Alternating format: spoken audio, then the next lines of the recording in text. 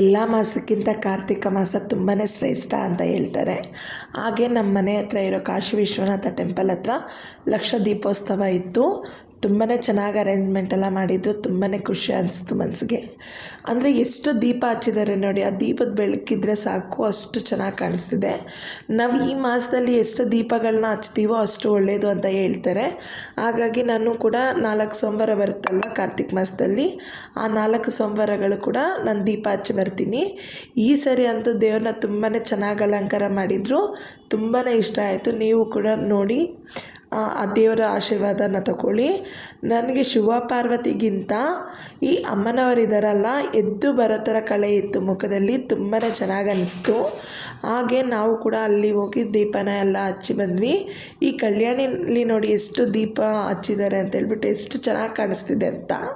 ನನ್ನ ವಿಡಿಯೋಗಳನ್ನ ನೋಡ್ತಿದ್ದೀರಾ, ಪ್ಲೀಸ್ ಸಬ್ಸ್ಕ್ರೈಬ್ ಮಾಡಿ, ಹಾಗೆ ಶೇರ್ ಮಾಡಿ. ನನ್ನ ಈ ವಿಡಿಯೋ ಇಷ್ಟ ಆಗಿದೆ ಅಂದರೆ please like, share, subscribe my channel.